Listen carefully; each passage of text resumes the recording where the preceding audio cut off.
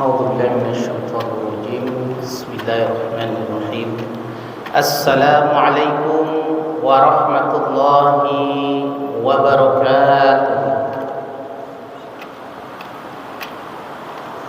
الحمد لله هدانا لهذا وما كنا لنهتدي لولا أن هدانا الله نشهد أن لا إله إلا الله وحده لا شريك له ونشهد أن محمدا عبده ورسوله ولا نبي بعد فاسمعوا وعوا كما قال الله تعالى في القرآن الكريم نعوذ بالله من الشيطان الرجيم بسم الله الرحمن الرحيم ألم تعلم أن الله له ملك السماوات والأرض يعذب من يشاء ويغفر لمن يشاء والله على كل شيء قدير صدق الله العظيم. Ma'asyiral salat tarawih rahimani wa rahimakumullah. Bersyukur kita kepada Allah Subhanahu wa taala dan bersalawat untuk Muhammad sallallahu alaihi wasallam dengan kalimat Allahumma shalli wa sallim wa barik alaihi. Kembali kita mengingatkan kepada seluruh hadirin dan hadirat, mari kita untuk selalu bersemangat ria dalam bersalawat kepada Muhammad sallallahu alaihi wasallam. Kenapa kita mesti bersemangat untuk berselawat? Karena Rasulullah sendiri memerintahkan kita untuk berbanyak selawat kepadanya. Karena dengan selawat yang banyak itu, maka kebaikan banyak pula yang kita peroleh. Man shalla alayya wahidan sallallahu alaihi asyra. Barang siapa yang bersolat kepadaku satu kali, kata Rasulullah, maka 10 kebaikan akan diberikan kepadanya. Dan janji Rasulullah ini benar adanya, bahwa kalau kita sering mengucapkan atau kita sering bersolat kepada Muhammad sallallahu alaihi wasallam, maka kebaikan-kebaikan akan mengalir datang kepada kita. Jika hari ini kebaikan belum mendatangi kita, barangkali kita selama ini masih sedikit bersolawat. Mungkin hari ini kebaikan belum menghampiri kita. Boleh jadi hari ini salawat kita masih sedikit untuk Muhammad SAW. Atau selama kita hidup ini tidak kunjung jua datang kebaikan kepada kita karena kita malas bersalawat kepada Muhammad SAW.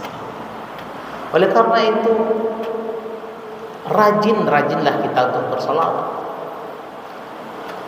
Kita amat yakin sekali bahwa seorang muslim pasti punya impian untuk bertemu dengan Rasulullah. Pasti berharap akan diberikan oleh Rasulullah air minum dari telaganya nanti di padang mahsyar. Bagaimana Rasul mau berjumpa dengan kita? Rasul Muhammad sallallahu alaihi wasallam memberi kita air di telaganya, sementara kita malas bersolawat kepadanya. Maka mari kita jadikan kegemaran kita untuk bersolawat kepada Muhammad sallallahu alaihi wasallam. Bisa kita jangan Allahumma sholli wa sallim, Allahumma sholli wa sallim alaihi, Allahumma sholli ala Muhammad. Bisa kita jawab dengan demikian. Tatkala kita mendengar siapapun yang mengucapkan Muhammad sallallahu alaihi wasallam, kita jawab Allahumma sholli wa sallim wa barik alaihi. Bisa. Dan itu akan sama kita dapatkan pahala yang kita jawab dengan pahala yang memberikan atau yang bersolawat kepada kita. Sama-sama mendapatkan 10 kebaikan. Ma'asyiral salat tarawih rahimani rahimakumullah. Oleh sebab itu, sekali lagi saya mengajak kita semuanya, mari kita wujudkan gemar untuk menjawab solawat, dan kita sendiri pun bersolawat kepada Muhammad sallallahu alaihi wasallam. Malam hari ini kita akan mengambil tema tentang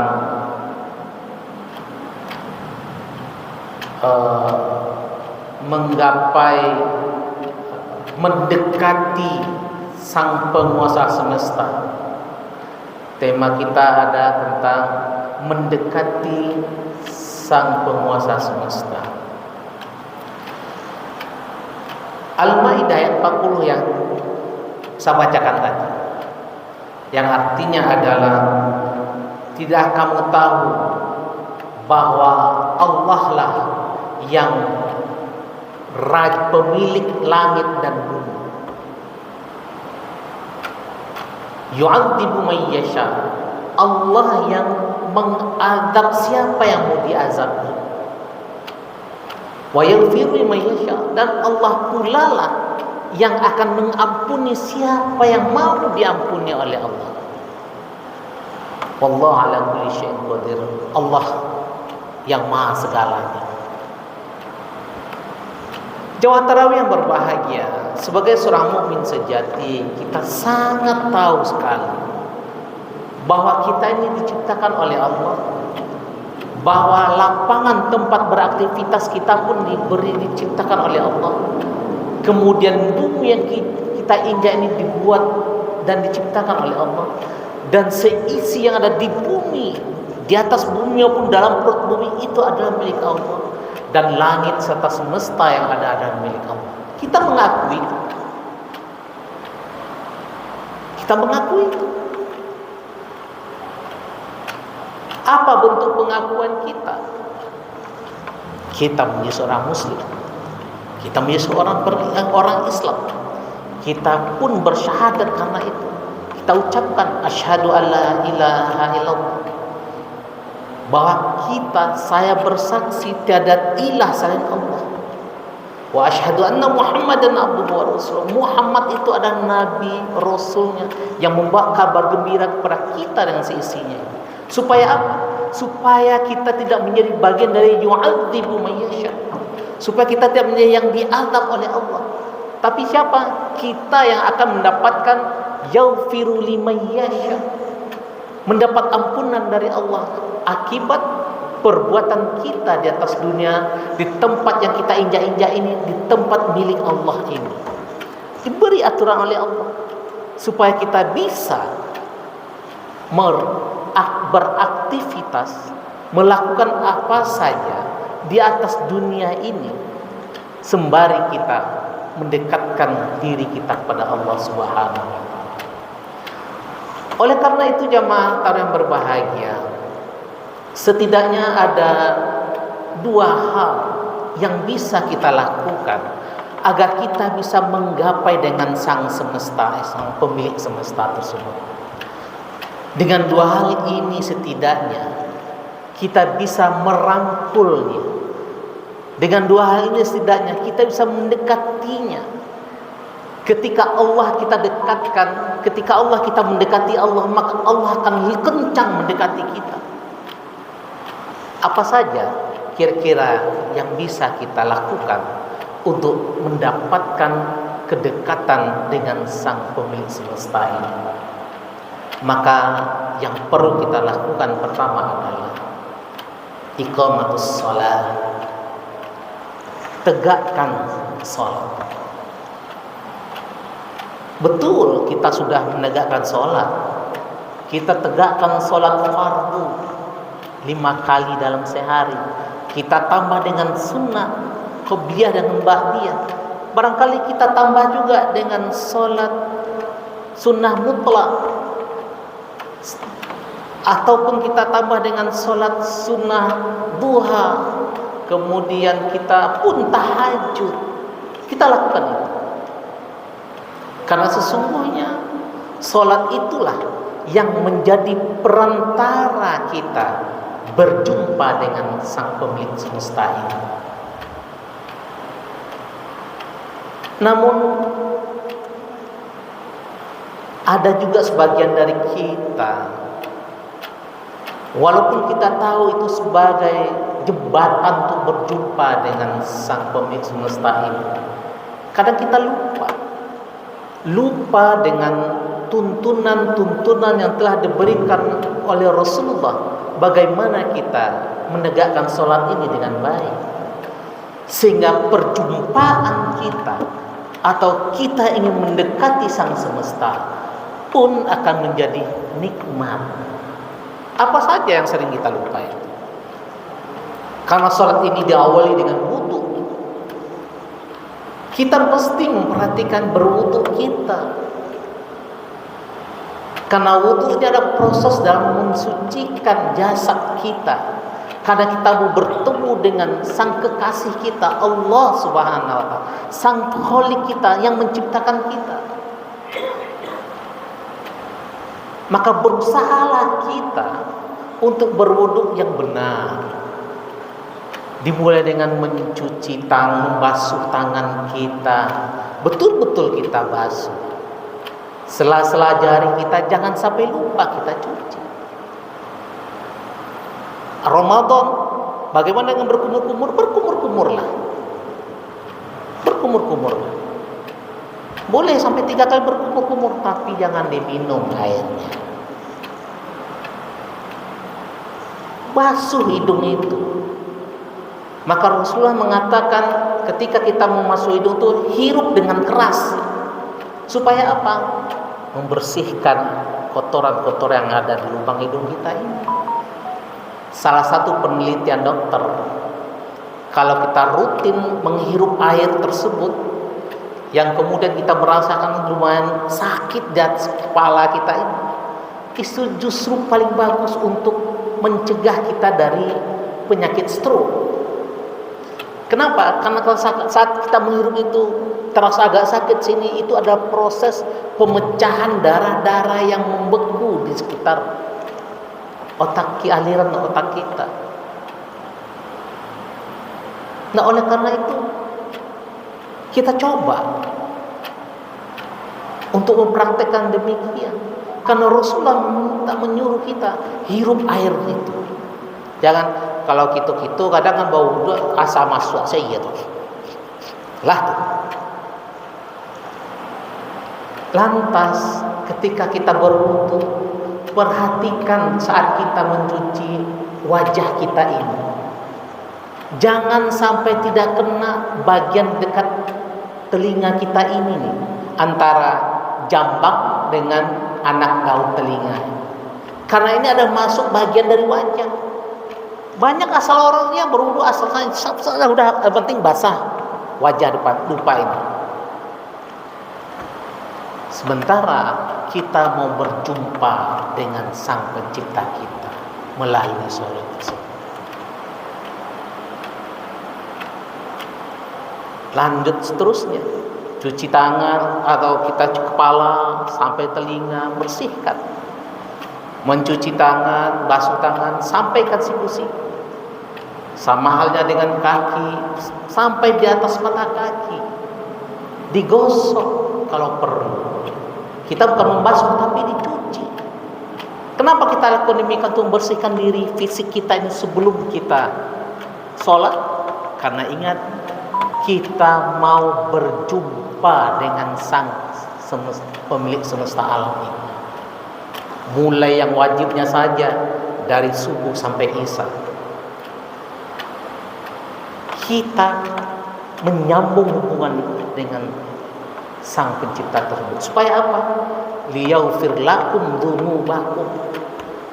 Supaya kita diampuni dosa kita sama Allah.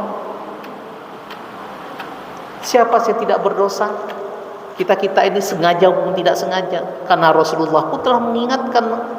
Kata Rasulullah, kullu bani Adam khata. Setiap anak cucu Adam itu pasti berbuat kesalahan. Dan setiap kesalahan itu paling baiknya adalah minta ampun kepada Allah Subhanahu wa Ta'ala. Di mana salah satu proses kita minta ampun kepada Allah? Di saat sholat itulah. Coba Coba kita perhatikan ayat-ayat, kita perhatikan doa-doa yang ada di sholat itu. Semuanya ada minta ampun kepada Allah dan pengagungan Allah di dalamnya. Maka kalau kita mulai mempersiapkan wudhu kita, maka insya Allah kita akan mendapatkan suasana kebatinan kita yang nyaman di saat kita menegakkan sholat. Tapi kalau kita sudah tergesa-gesa berwudhunya, maka dipastikan kita pun tidak akan nyaman ketika sholat. Kenapa tergesa-gesa itu kita tidak nyaman? Karena al-ajalatu minasyaitan. Tergesa-gesa itu adalah salah satu pekerjaan syaitan. Syaitan sengaja goda-goda kita agar kita tergesa-gesa. Sehingga apa? Kurang bersih proses wudhu kita, dan saat sholat pun kita tidak mendapatkan ketenangan itu. Bagaimana kita mau menjumpa atau menjemput bertemu dengan sang penguasa kita melalui sholat, sementara kita sendiri tidak pada posisi yang baik, tidak pada posisi bersih kita mau berjumpa dengan sang Khalik kita ini.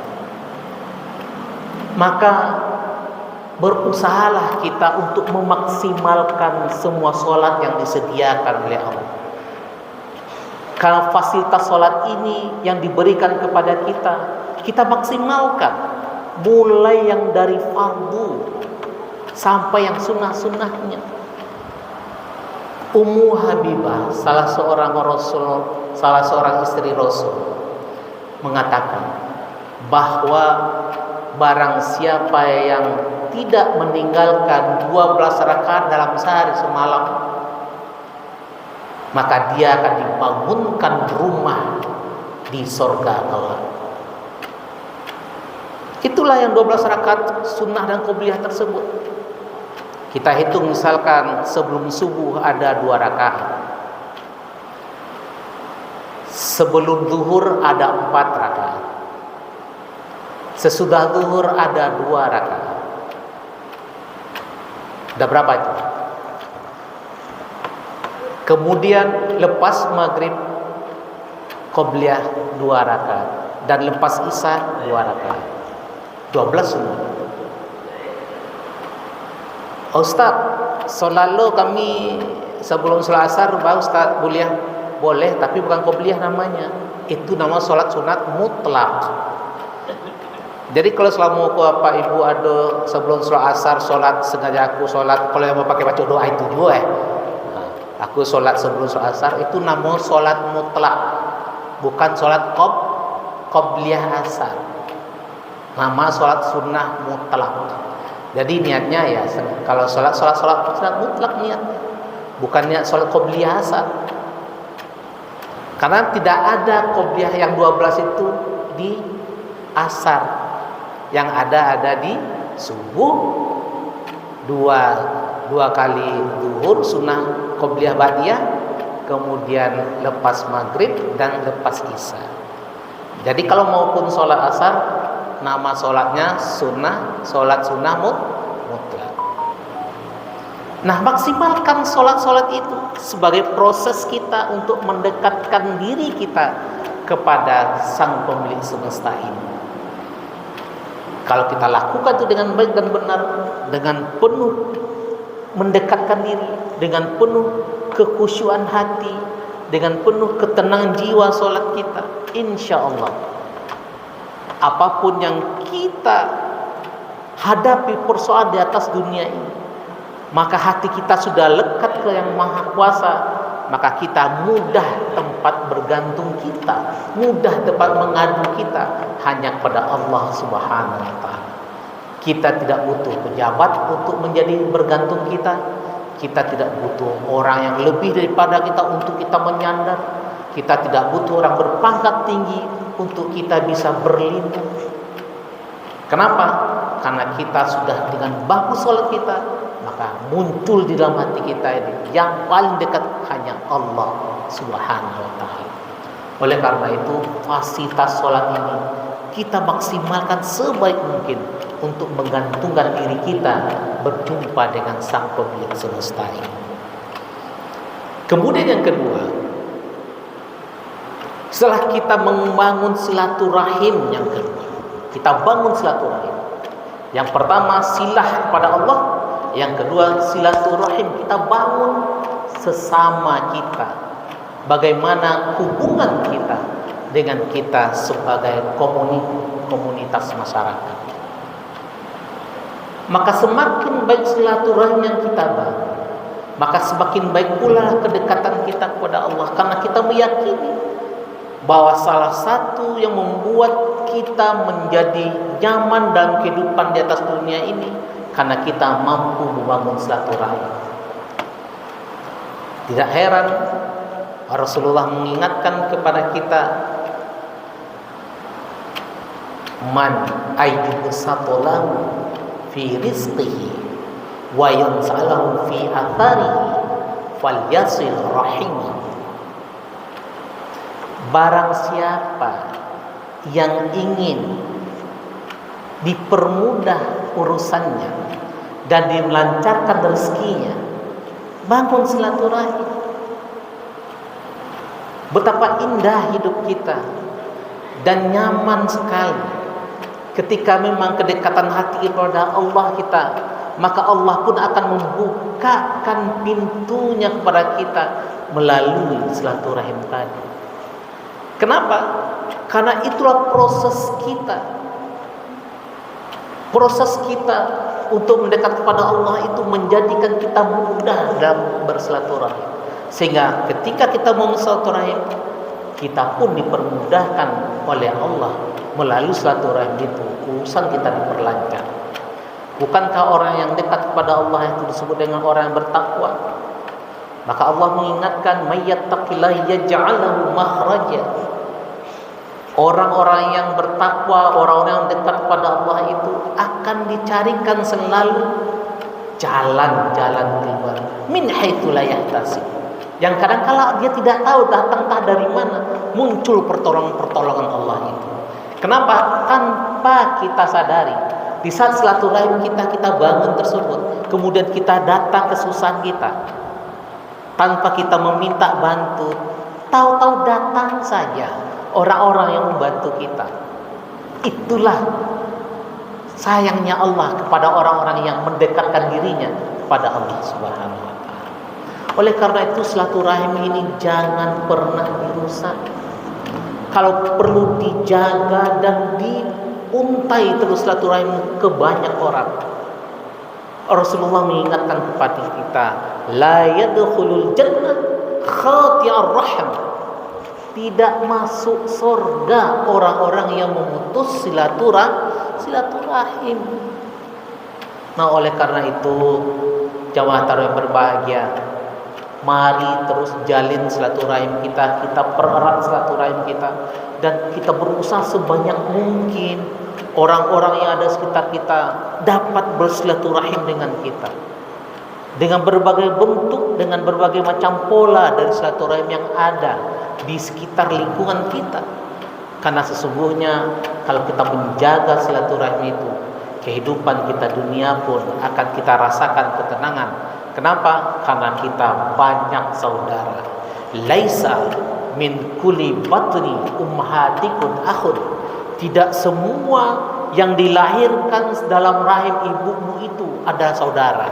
Artinya apa? Walaupun dia bukan rahim ibu kita, tapi dia ada saudara-saudara kita. Kenapa bisa dia saudara kita? Karena kita menjalin silaturahim dengannya. Oleh sebab itu jamaah tarawih berbahagia, dengan dua sikap kita ini, kita jaga sholat kita jaga silaturahim kita, insya Allah itu menjadi bekal kita untuk bisa mendekatkan diri dengan kepada pemilik semesta alam ini. Semoga bermanfaat. Mohon maaf jika ada kesalahan dan kekurangan. Nun wal qalami wa ma yasturun. Billahi fi sabilillah fastaghfirul khairat. Al birru man ittaqa. Rasulullah wa qarib wa basyiril mu'minin. Wassalamualaikum warahmatullahi wabarakatuh.